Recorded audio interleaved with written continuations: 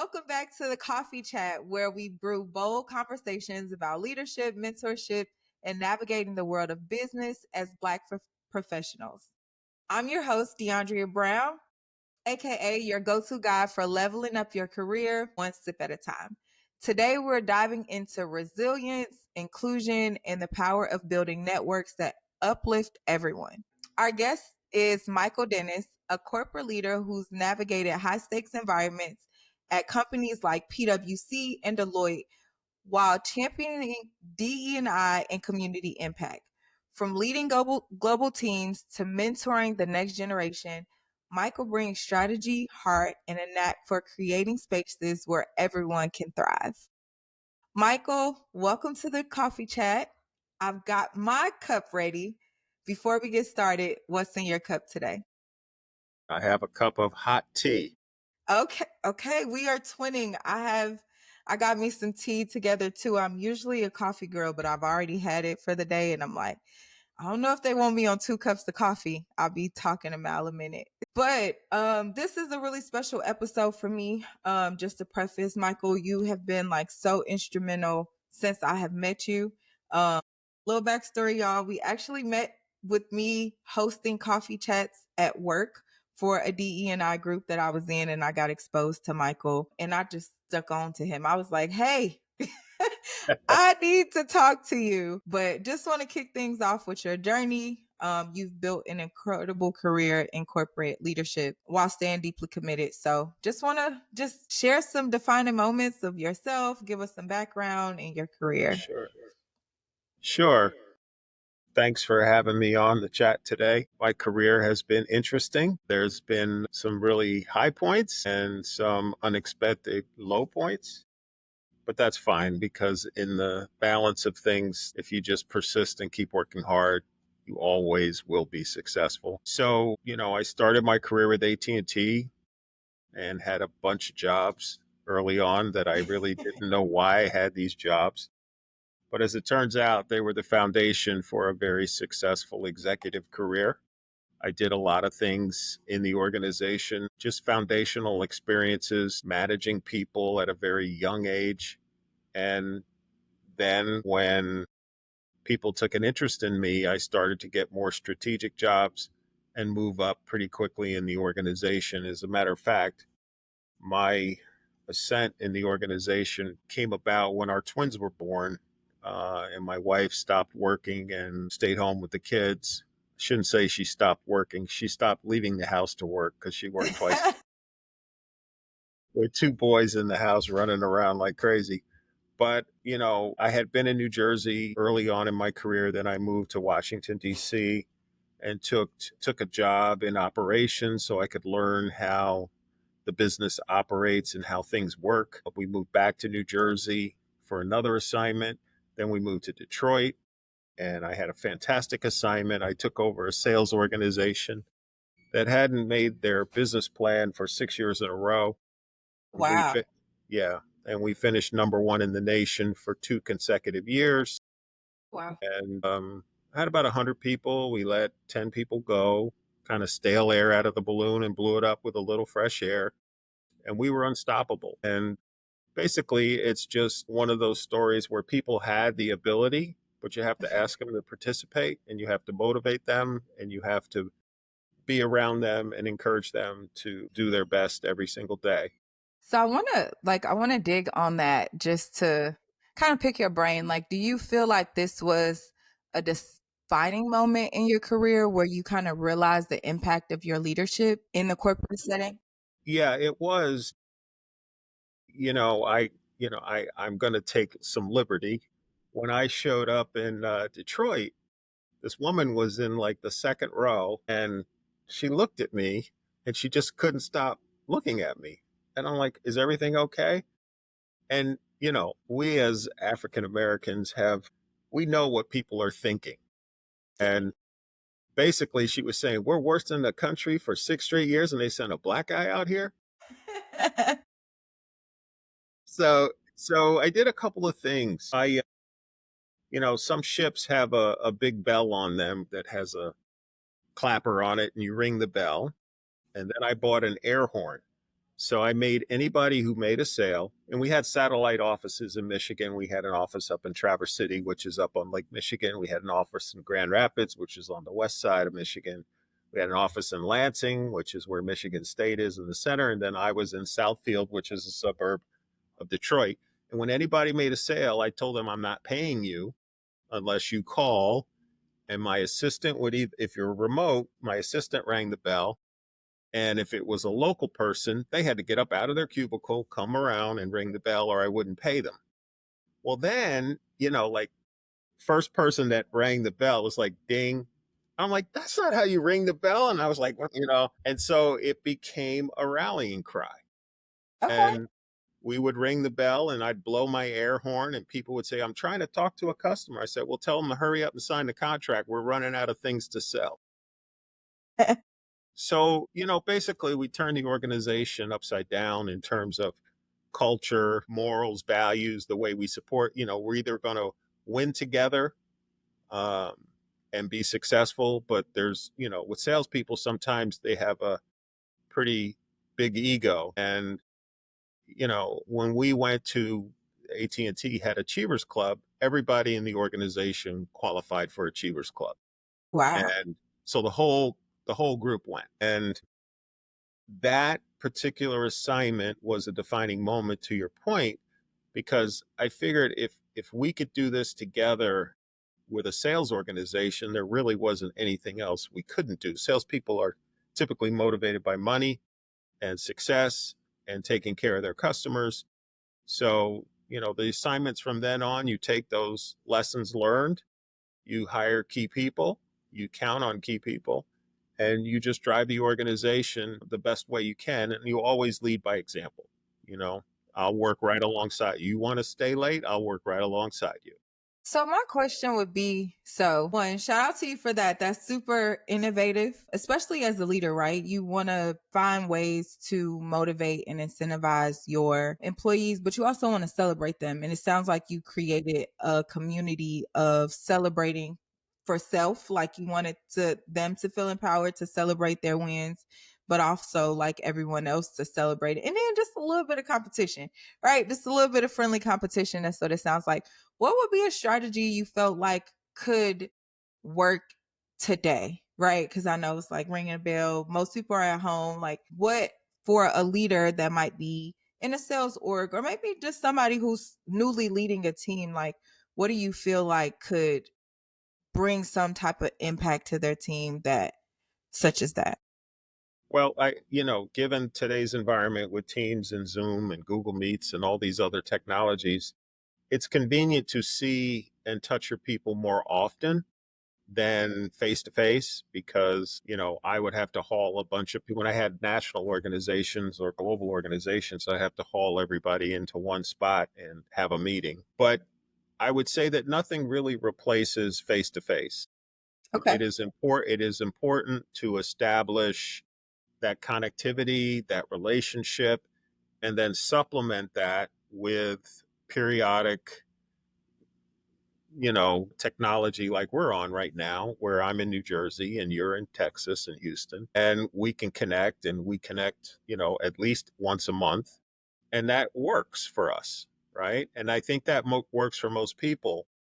But even now, at more advanced age, I had a customer visit with Georgia Power this week, and I went down on Sunday, so I would be there for a 3 o'clock meeting on Monday because that's just the way I was trained and the way I was Yeah. raised.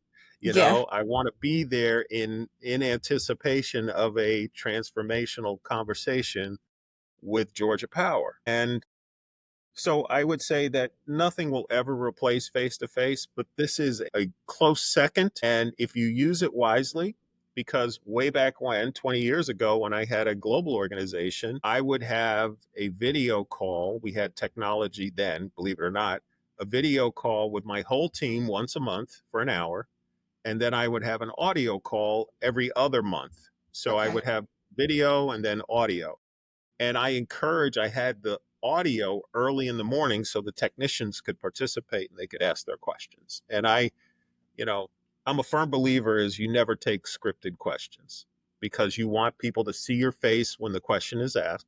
You want your honest opinion, and it's very important for people to be truthful and not say, "Well, I think it's that." If I don't know, I'm going to say, "I don't know, but I will get back to you."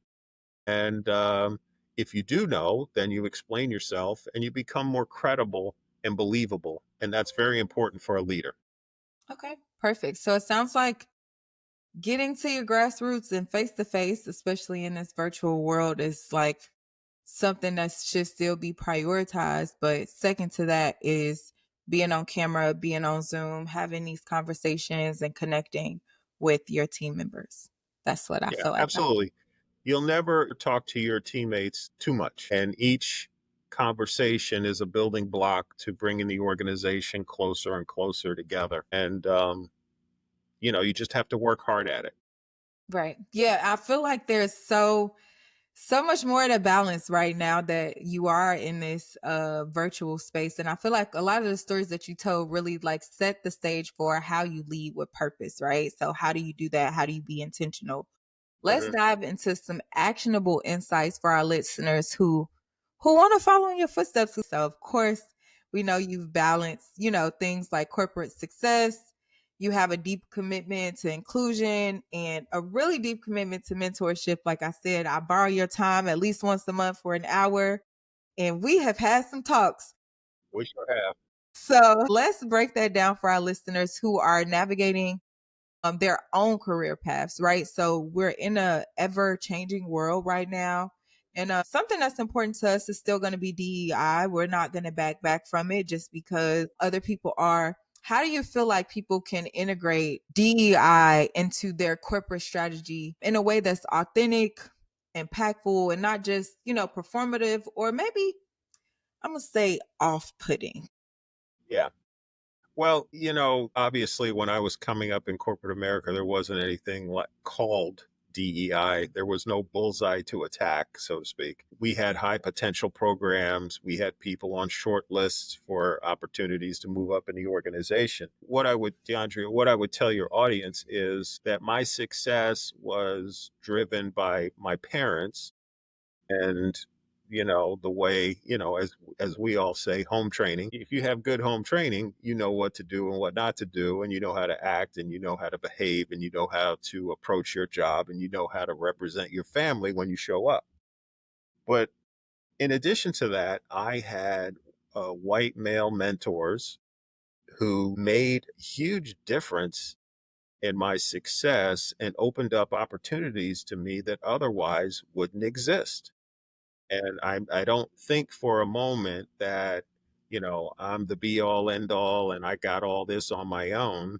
I had great mentors who were not African American. I had great mentors who just pushed me in the right opportunities. Now, I would tell you that I had some of the worst assignments in the world, but basically, it separates the wheat from the chaff, right? If you can do this, you can do anything. And those building blocks of experience help you develop a portfolio of management capabilities, developing strategies, learning how to win, learning how to be a good teammate, and learning how to run the organization through the team, through your team. Is less about me and more about them. Right. And So, so as you go oh, ahead. no, so it sounds like, I'm taking a big DEI dive, but I feel like something that you are saying is like making sure that your network is inclusive, right? Like you don't want to pigeonhole yourself into one thing, trying to represent yourself in a certain way. You want to be open and you want to learn from those who are around you, no matter who they are. What's the practical step do you feel like these future leaders, because I feel like we're all future leaders, right, can take to build more inclusive networks? Yeah, I do. It can be intimidating to be the only person in the room. Yeah. It is intimidating, right? So, what I would tell you is, people that work in your company who, by their body language, if they're approachable. You listen to them speak, if they're knowledgeable. You get a good feeling about them. And most people, if like with you and I, we I was on the phone with your whole team. There was probably 35, 40 people. I talked to two or three people after that, and you're the only one that has followed up. And we talk every month. And if we had to talk four times a month, we Yeah. talk four times a month, Right. right? Because I've been very fortunate and very blessed. So find somebody who will take an interest in you or listen to you and, you know, fill up their ego a little bit. Say, you know what, I've been watching you and I've heard about you and I listened to you speak, and you really seem to be very knowledgeable and very good at what you do. Could you and I have a lunch or a Teams call or just start building a relationship that way? You could have a And coffee chat. you have a coffee chat, right? And most people, will share what they did right and what they did wrong and what they could do better, because none of us are perfect and we all continue to improve and learn new things every day. And that's critical. Yeah, so I feel like another point that I would want to bring up, because as you mentioned, like I reached out to you, so we didn't work together. We didn't have any prior history. You came in as a guest speaker to a conversation I was facilitating, and I just grew interest in your story and the way that you saw the world and the information that you shared. And again, your posturing showed that you were someone who wanted to teach someone else. So I felt a little more comfortable and confident asking you to mentor me or asking you if I could, pick your brain, learn from you, get counsel. Do you feel like it's important for leaders, our future leaders, to find mentors outside of maybe the company that they're working at or the industry that they're in? Do you think that there's any validity in that? Yeah, there is, because mentors can come in multiple shapes and sizes, multiple industries, different walks of life, whether it's a religious leader who counsels you, or whether it's just somebody you see in passing who you just, for whatever reason, you have a connection and they impress you, or you feel like they're a person you want to be in their aura or be in their circle, because you will elevate yourself just by being around them. And, I think about this all the time. The more good you put out, the more good that comes back. And so, like when I see an African American woman or male who's in their 70s or 80s, the first thing that comes to mind is, man, I wonder what their life was like. And the reason I do that, because anytime I'm crying in my cornflakes or I feel sorry for myself, Yeah. somebody else has had bigger hills to climb than me, right? So, we as a community, we have, what we speak out loud and what we don't talk about silently to each other, right? Absolutely. So, I was on a train coming back from New York to New Jersey, and there was an older gentleman who was a conductor, and these little bratty teenagers were giving him a hard time. And they were from the suburbs, and he threatened to put them out of the train in Newark. And you talk about changing your behavior. These kids, they were ashen white. And when he walked by me and I said to him, I said, "Sir, I'm so sorry you have to deal with that." And he goes, "Every day, every day." So it's that kind of bond, because the folks on your coffee chat or who will view this, there's solidarity in numbers and friendship, and get to the point where you can genuinely be happy when other people are successful, right? That is a tough thing, oh, it shouldn't have been her, it should have been me, Well, yeah, right? I feel You like know? I feel like I'm experiencing that right now, and it's definitely it's a mental challenge, but you grow so much. You get what I'm saying, and you learn so Yes. much about yourself when you can learn to be Mhm. happy when other people are successful, but not when you're successful. When you're down too, you know what I'm saying? Right, Like it's easy right. to clap for somebody when you're winning, or you running alongside them in a race and you're like, oh, you got another achievement. But it's like when you have fallen and now you injured, You got to sit on the sidelines. You still have to be able to, you get what I'm saying, cheer for other people. Yes. That mentorship goes a long way for sure. And I definitely agree with the fact that having mentors outside of your company are always influential. Obviously, you want to have Hmm. internal champions, you want to have mentors within your organization, people that can open doors, but also outside.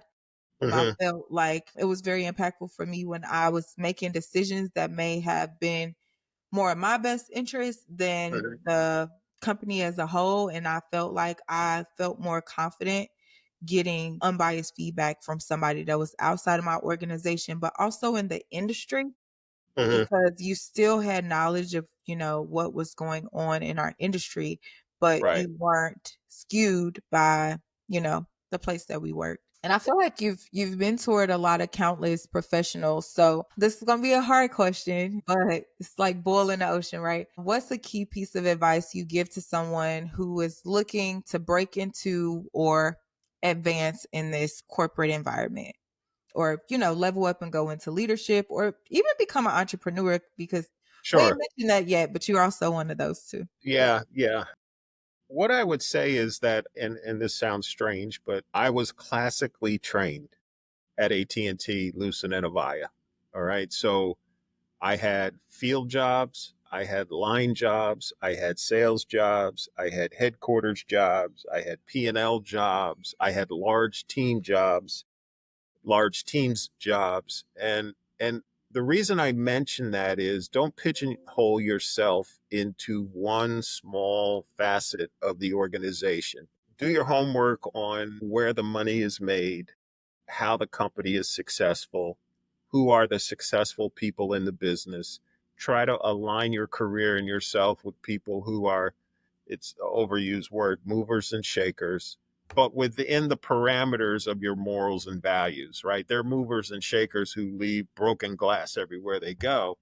But there are people who are inspirational to be around, and that inspiration motivates you, and you take pages out of their book so that you improve your overall skill sets. And you learn a lot when you move into different roles that kind of press you on your skills and capabilities, and you continue to grow and you become a more effective manager and leader. And, you have to, I always encourage people to get into a job that is quantifiable, objective measures, not subjective measures. Did I do it or did I I think not do it? I think that that's important, right?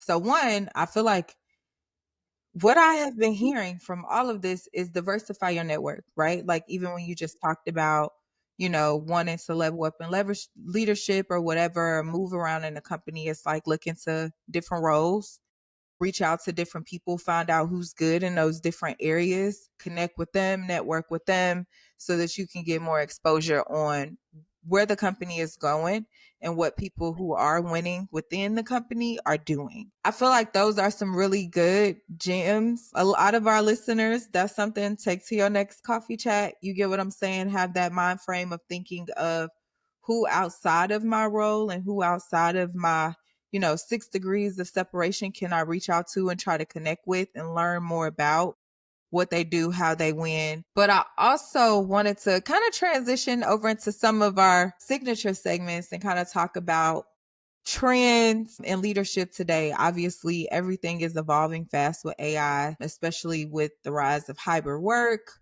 these AI driven workspaces.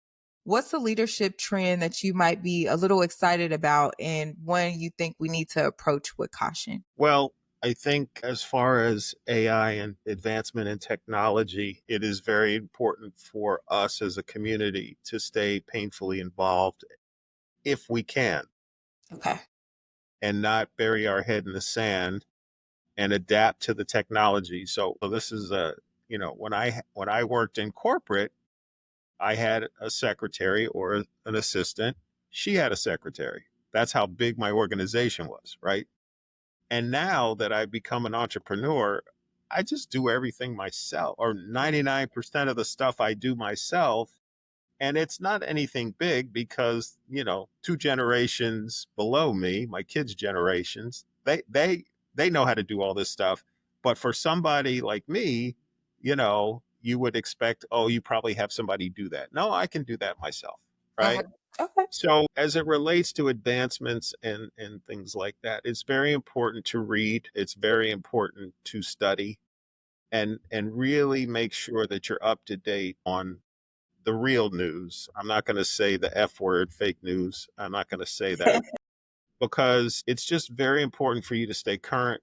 I mean, we're in turbulent times right now, right? So, but be curious, challenge your intellect, always want to learn more, right? Add skills, read.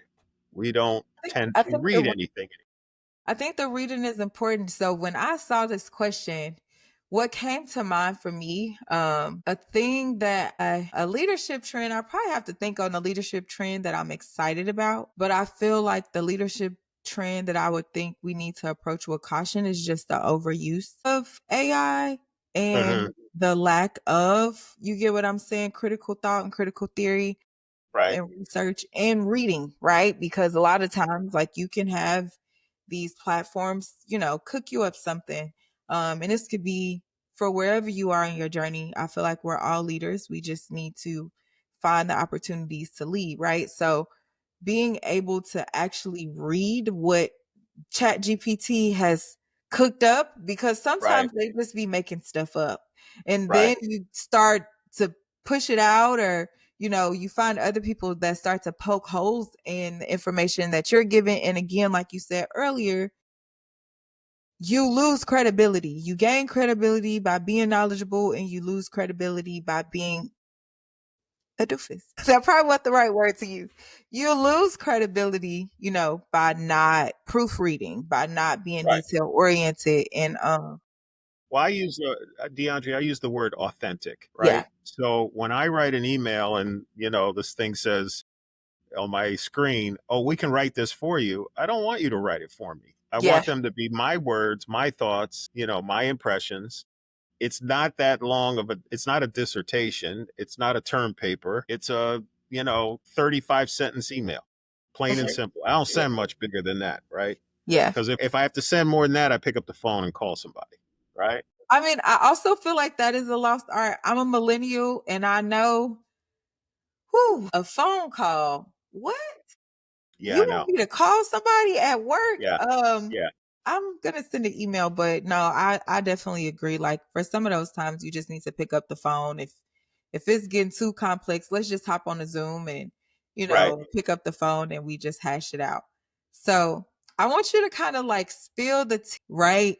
So as a leader, what's a moment where you've had to use your voice differently? So whether that's like challenging the status quo, advocating for change, because I think that those are things that really, differentiate you as a leader, and it shows that you are a true leader because you're not just willing to go along to get along. You actually will do what's best for your, you Yeah. know, So cause. in my large leadership roles, I always had a kind of a unwritten rule with my team, with my VPs. And I always said to them, you can win on your own, but don't lose by yourself. If you're in a Okay. situation where you are in danger or you think it might not go your way, make sure you involve me, not because I'm going to be hypercritical, but because I can take more bullets than you. And Okay. I want you to have the comfort that I am by your side. And if it gets dicey, I'm going to step in front and it'll be my issue, not your issue. If you're going to win, win all day long. I don't need to be there.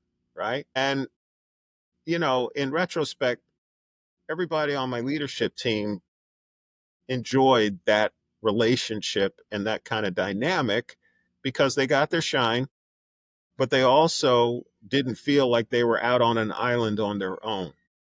And a large part of leadership is being able to take a stand on critical issues and controversial issues, voice your opinion, back it up with fact and knowledge, and be in a position where you can defend your organization, your people, and yourself.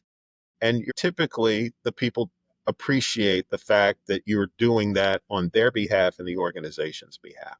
Okay. So So just to piggyback, I want to piggyback on that just a Huh? little bit. Okay. Can you share just like, it doesn't have to be long, just a short example of like a time where speaking up changed the game for you and your team, right? Like Well, something that you challenged in the organization made a well, big I will. impact for you guys. Okay. So I had a call center in Jacksonville, Florida, and I had been there. I spent a lot of time on the road, meeting my people, just finding out.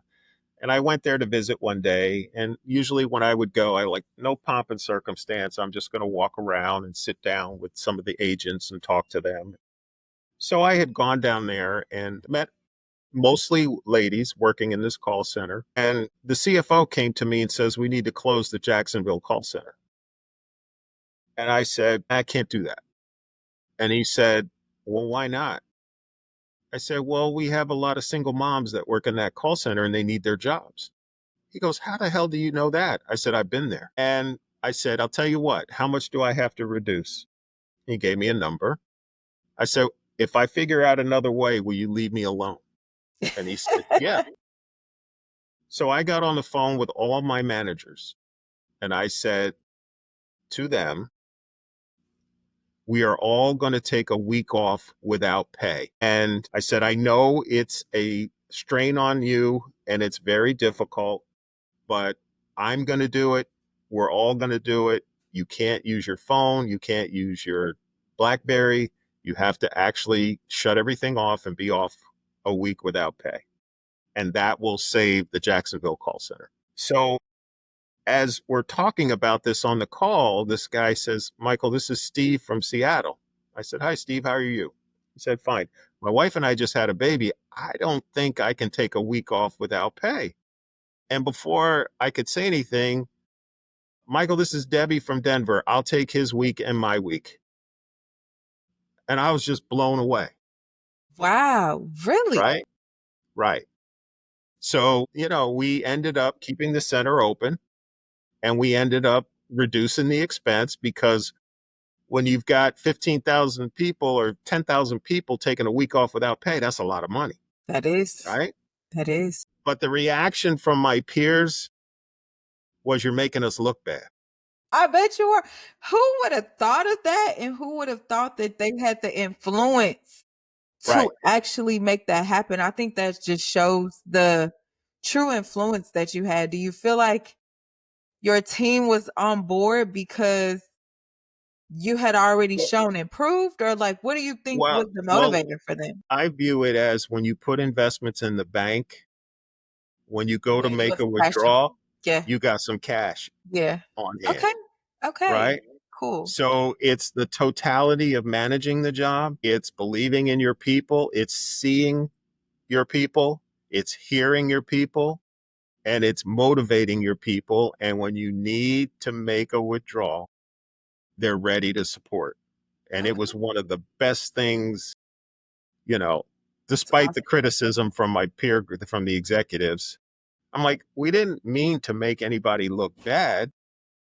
Just You all happen make like so that. much damn money, you wouldn't miss it for a week anyway." Right. To get out of your ego and out of your head and just do it, and you can save another part of the company. And That was and because the reality from a leadership perspective, it's just easy to get a chart of names and draw the line, and everybody below the line is gone. But that's not being a manager or a leader. You get creative around how to fix the problem, right? And you that's don't always go to the same organization. My organization, my team generated all the profit out of VIA, all the profit. Yet we routinely got the cuts because we were the biggest organization. So that's another part of leadership development is being creative, thinking way out ahead on ways to run your business tightly, successfully, and so on and so forth. Always have different strategies or different thoughts. And this is why you have to read, and this is why you have to stay current. There are tons of books on leadership. You get pearls of wisdom from all those different leaders over time. And then you put them in your skill set in your portfolio and you use their ideas. That's so it. that I mean, I think okay, so for me, right? I'm like, Now I'm getting excited because I also think that that's what's like really important, right? So even with you saying that I'm on a journey to start back reading, and it's like you want to improve every area of your life right now. But I also appreciate you even just bringing up the fact of read what the greats did and take what they did and do it again. Because Right, I feel like sometimes people feel like they have to be so original in every thought. And it's like right. you might get an idea that becomes original from someone else's execution, right? Like it's nothing Sincerest, really new under the sun. right. Sincerest form of flattery is copying them, Yeah. right? And it's like for us, we knew grandma's, recipe for XYZ, and it was the bomb. Yeah. And then mom took it and mom made it even more Better. of a bomb. And then you take it and Yeah. then keep Yeah. passing it down from generation to generation. And that's the way you just build, because you're never going to have all the experiences and all of the education around every possible potential different strategy you can deploy. But you can get piece parts and you can get things that people have done or talked about and incorporate them into your leadership capability and your who shows up at work, Yes. right? So I think that this is just like really an important point that I'm like really getting excited about, because I think it all kind of goes back to what you've been saying in terms of building those relationships, learning from other people, staying up to date with information. It's like you don't have to have all the experience, but if you have the information, you can build on the experience that you already have, right? Even for those who are in their careers looking to pivot, it's like you don't have to have, I mean, you can't be a VP, but you get what I'm saying? Like you Yeah. can learn from people who have been in your position and you can use and leverage the skills that you already have to build your leadership strategy, to show Hmm. your leadership strategy. And you can also find ways to lead and practice those things. You can start All your the own time. groups, you can join a group, you can do so many things to start to build those skills and learn how to manage and navigate these different situations that aren't paid, but you are learning skills from others, reading and researching, trends and things about this industry or whatever you're looking for, and then finding opportunities to lead in other ways. So I think those are things that I just wanted to make sure I called out, because I felt like, man, this is kind of like a recurring thing that we're having throughout the conversation, and you talking about the books just kind of brought that other piece of learning into Yeah. And the other thing, most people don't want to work very hard. yeah. But if you want to succeed in your career, you find a way to find another gear and work just a little bit harder and do just a little bit more. And eventually that will separate you from the masses. It doesn't mean you're killing yourself. It just means that you have a standard of what you're Do it. willing to Yeah. do to be successful. And that's it. And you never deviate from your standard. And I think that that's a really important point, right? So, as I'm starting a series, I'm gonna just call it a series. I've been speaking with my different mentors, and most of you guys are, VP level or have been there, been doing this for a really long time. And one of the things, whether it's through an interview process or whether it's through like someone showing intentionality at work, is always just doing a little bit extra and being known for that. And a little goes a long way, right? If you are constantly just, like you said, making those small deposits into the bank, you're gonna cash in at the end of that. I feel like mentorship is just really at the heart of this whole series or this passion project for me. Who do you feel like as a mentor has helped to navigate your career? Who's helped you as a mentor and brought clarity and courage to, you as you've been going through your journey? Well, because I am on the verge of being a senior citizen. Actually, I am a senior citizen. So most of my mentors have passed on, and first and foremost was my father, who was one of the first black executives at AT&T, and he was fearless. And, as I think that I was different, I'm my father's son, Yeah. right? I watched him interact with people. I watched how he treated a taxi driver. I watched how he treated people in a restaurant. I watched how he just treated people like everybody was important and everybody was special. And I do the same thing today. I say hello to everybody. I acknowledge everybody. I thank everybody. My kids do the same thing. And it's just kind of who you are, right? You appreciate people. And we are part of the human race. And the Yes. human race is far more than just what's in your, for you. It's if we're going to be a better society and a better world, we have to help people.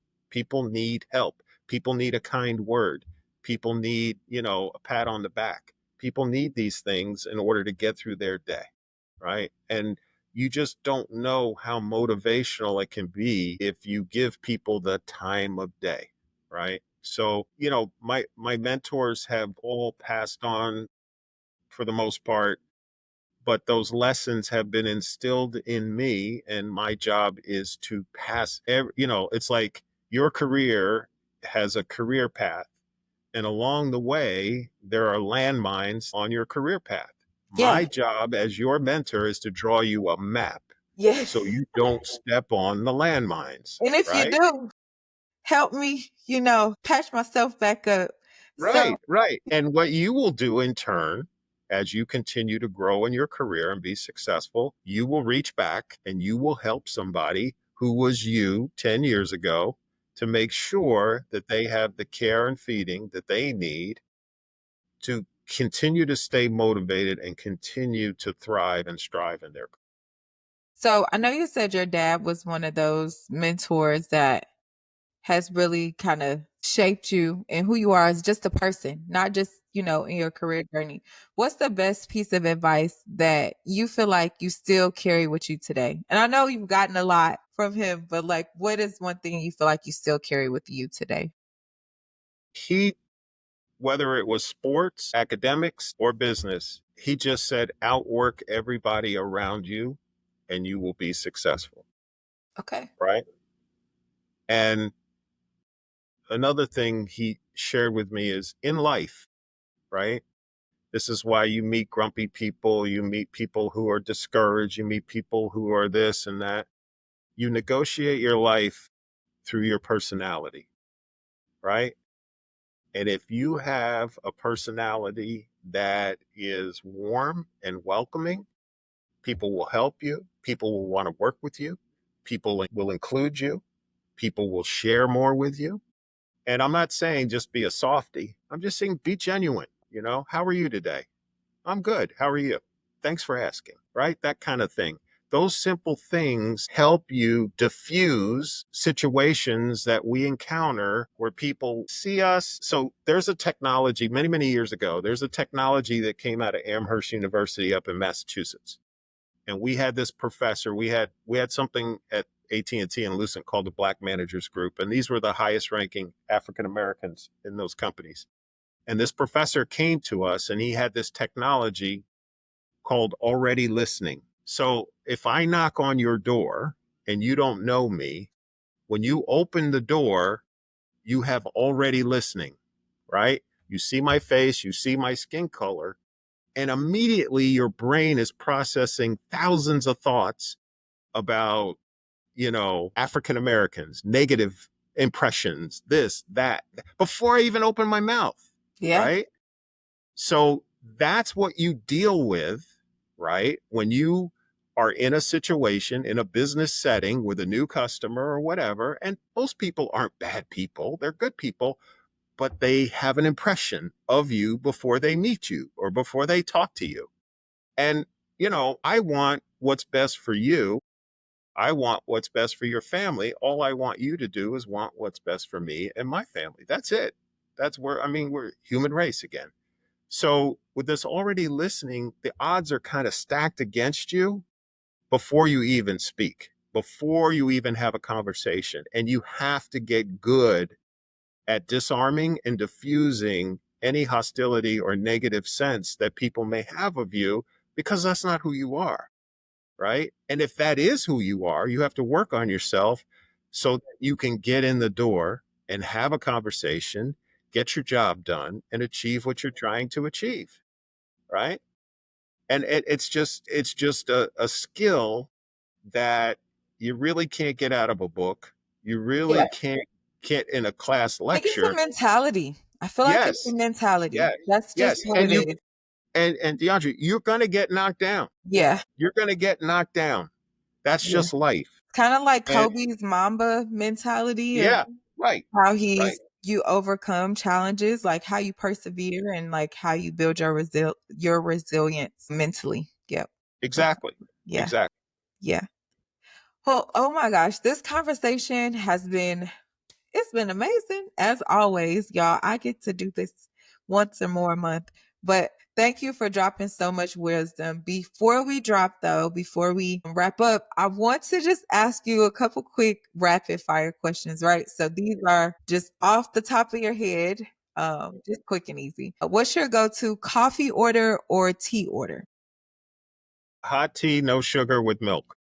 Oh my God. Okay, I can't comment. Okay, a quote or mantra that fuels your leadership. Oh my goodness. So I'm cheating because I write them down on my phone. You're good. While you're finding yours, I brought this up on one of my other calls, and I always mention this to you periodically. But one of the mantras you gave me, or a quote that has stuck with me that we've discussed is failing just means I'm closer to success. So that's mine. I just stole your spotlight, but what's your All quote? right. Well, I like a couple of them. Believe that there is good in the world. That's one of them. Being a leader doesn't require a title. Having a title doesn't make you one. Ooh, I like that. Then this one is well known. God gives the strongest soldiers the toughest tasks. Lord, he does. He does. And the world never wants to change. That's the How truth. apropos in these days and times. All right, next question, final and last one. One where our listeners can show up boldly this week. What's one way? One way, be conversational with your coworkers, right? Talk to people you otherwise wouldn't talk to. You don't want anything, you just want to engage. Okay. Put your best foot forward, show up with a smile on your face, engage in the work, ask for help, ask for support. Can I participate? Can I help you? See what happens. I think that's one of those things that we lose sight of after we get heads down. So I think that's a great way for everybody to show up this week. All right, so we're going to wrap up. I'm going to say thank you for joining us. Listeners, please take these insights and run with them. Whether it's mentoring somewhere new, advocating, creating a inclusive network, owning your seat at the table, reaching out, talking to others. Make sure you subscribe, leave a review, and share what you're having your next coffee chat with. Until next time, stay authentic, stay curious, and keep leading over coffee. All right.